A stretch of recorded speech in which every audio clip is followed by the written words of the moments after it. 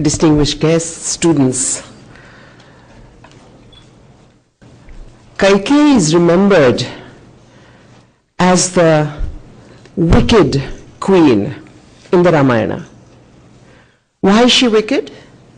Because she wanted her son to be king. Every father wants his son to take over. They are not considered wicked. That's considered right. But a queen wanting her son to become king gets her 3,000 years of us calling her wicked. Surpanaka fell in love with Rama. He decided to mock her and send her to his brother, who mocked her and sent her back. What did she get?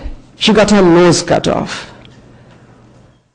Had Surpanaka been a man and had Rama and Lakshmana been two women, people would have said, wow, look at that guy, he's after both of them, wow.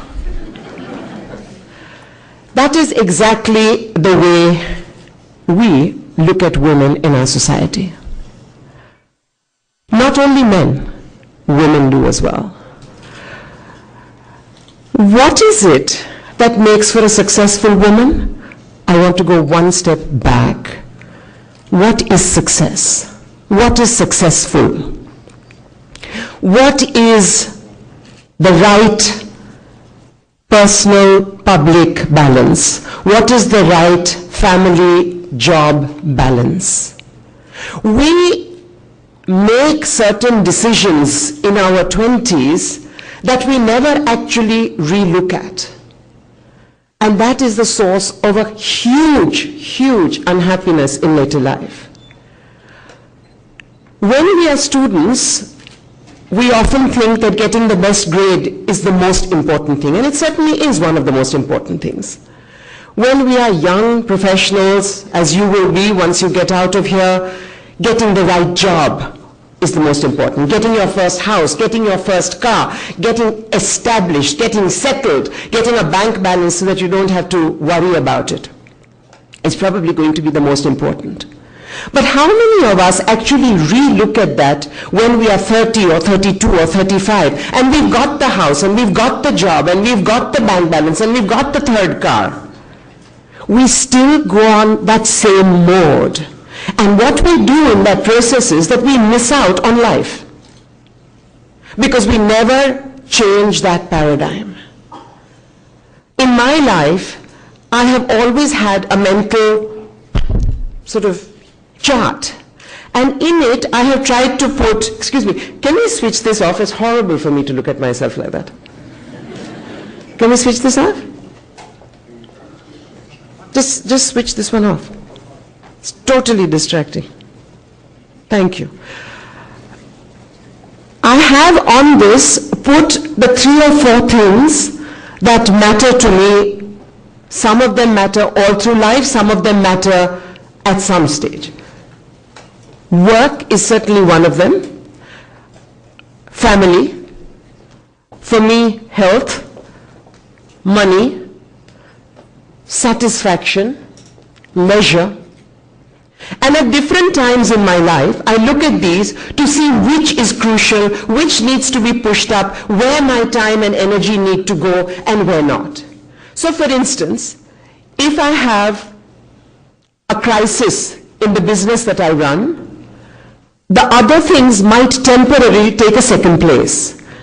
But I must understand that this is a dynamic chart, and that I need to be conscious of what I'm juggling. It can't be that I go on auto mode for my life. Now ask yourself this question: how many of you actually have taken the time to do what I call Atma Manthan, which is churn inside yourself to find out what you really want and who you really are? Not what your father wants, not what your mother wants, not what society tells you to do, not what you do because of peer pressure, but who do you really want to be? Who do you want? Which is the flower inside you that you want blossoming? Most of us wear so many masks that we don't dare ask ourselves these questions. Think of a young couple. I'm starting with a young couple because that's what many of you must be, that's what many of you will be. How many of them actually ask themselves, do we want a child? Do we actually want a child? No. By the time the marriage is 2 months old, some mommy is going to say, is she carrying good news or not? So, you have a child. From the time you are pregnant, you are worrying about the child's admission in a school. You put that child into a school. By the time she or he is in school, you are worrying about grades, or you are worrying about tuition, or you are worrying about where you are going to adjust so that that tuition can be done. She goes through school. Where will the admission be for the college? You are already worrying about that. You then put her in college. You are already worrying about her career. You are telling her what to do, what not to do. She is also in the same rat race. She gets out of college, but before she gets out of college, you are thinking who you will marry her to, and you continue doing this, and by the time she is married, you are worrying about where her grandchild is coming from. Has anybody actually had the courage to say, stop, I actually want to get off and think about this? No. Because society doesn't allow it, because society doesn't want to do it, and because everybody will put the guilt trip on you. Parents will say to you, look at how much we have done for you, and this is how you pay me back? Hello, you must say to your parents, I didn't ask to be here. You guys had sex and I appeared. Don't put this guilt trip on me. No, we do put that guilt trip. We put it on everybody, we put it on ourselves constantly. That's what our life gets ruled by. What is success? I saw a video go around when you heard that I had a PhD in organizational behavior.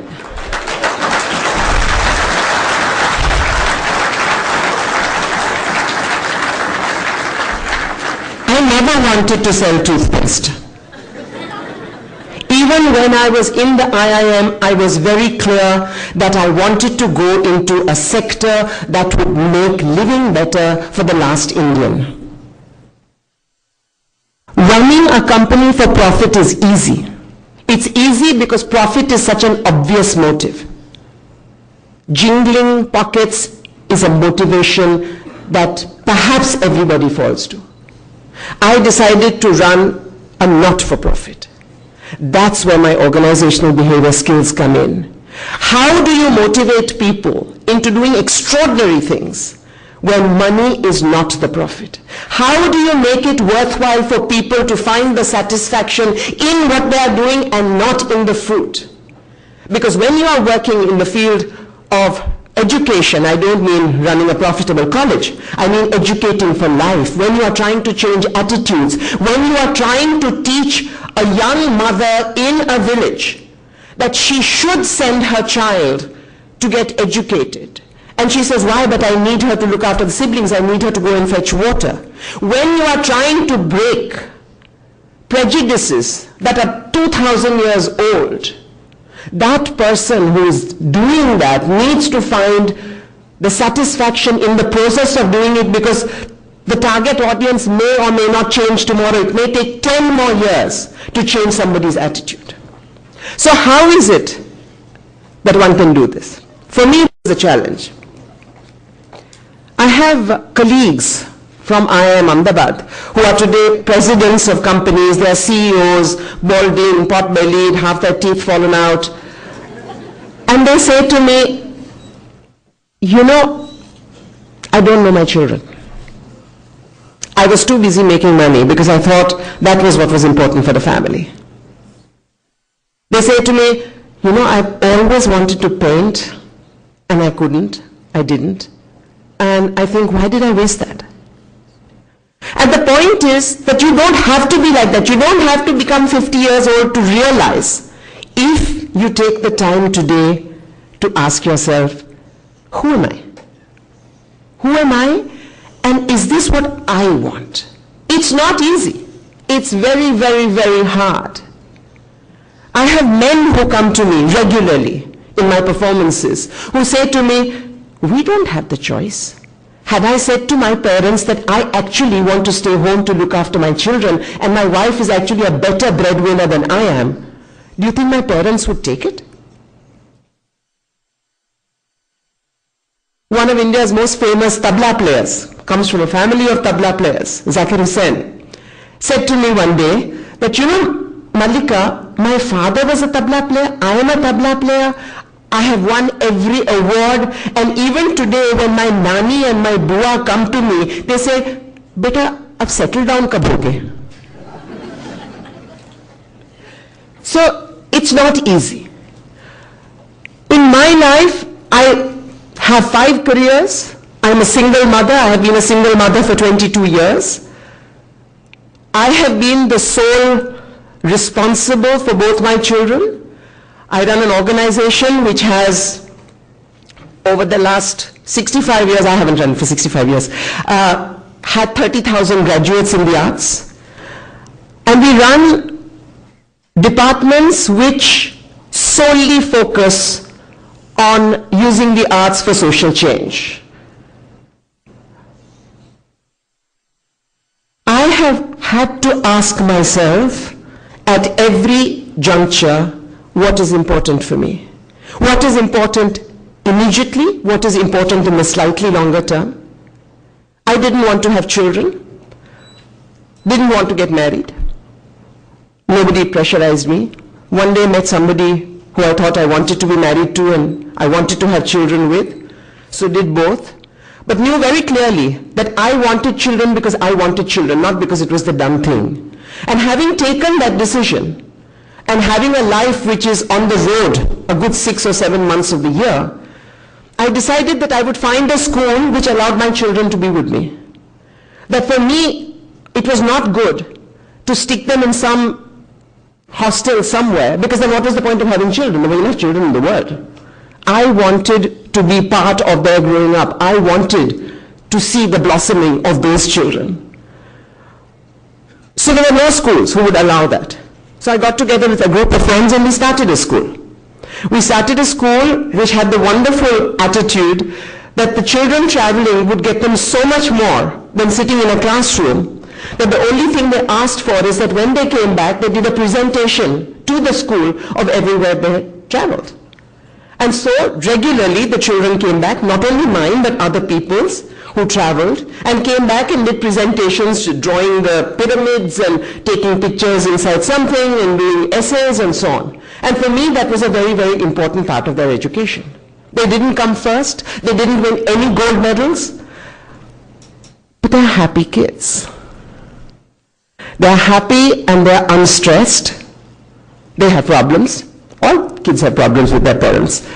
But that's okay, because I am not somebody who is frustrated in what I wanted to do. I have been able to do it, and believe you me, I have been called every name in the book. When I take a political stand against fascism, when people try and throw me into jail, when false cases are filed against me by the government, when my passport is taken away because I'm supposed to have illegally helped people migrate to the United States, it's not been easy. It's been very, very, very hard. You need to get a thick skin, but you can only do that if you know that you are being blamed for something that you believe in and something that you are standing up for. You can't stand up for something that somebody else has thrust on you. I am willing to be hanged for what I believe in. I'm not willing to be hanged for what somebody else has asked me to do. And this is, for me, a learning lesson not only for women, but for men as well. Because in many senses, men are even more trapped in societal expectations than women. Women are expected to, nowadays, to defy and to be different. But men can't. You are just so trapped. And you don't realize it. And the faster you realize it, the better. I mean, I have an MBA colleague who then went to build houses for the rural poor. And people said, why do you need an MBA for that? And both he and I said that to balance the books of a not-for-profit is much harder than to cook the books for a profit. But when I say societal experience, I'm going to ask this, it's probably a rude question. Why are all the women here dressed in suits? Do you think that you have to wear pants to become managers? That is the kind of slavish mentality I'm talking about. And the slavishness goes everywhere.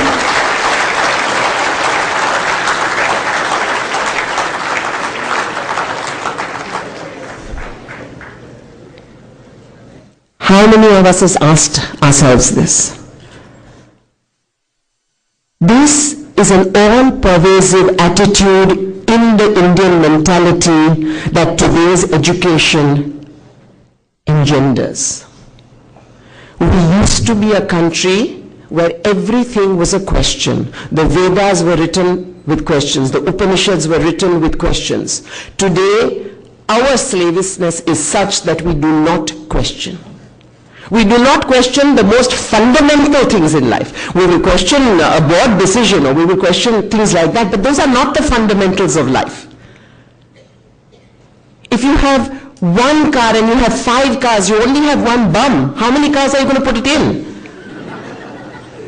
That is a lack of self-worth. The more that we need to prove to the world how important we are by what we wear, by what we consume, that is slavishness. That is not about genuine growth, and it's not about genuine happiness. You need to strip that away to ask whether you really want it.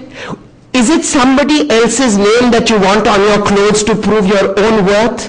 Then, my friends, you are really empty inside yourselves. Really, really empty. And that's not what it's about. That's not. And what is the point of regretting life at 80? Because life is gone.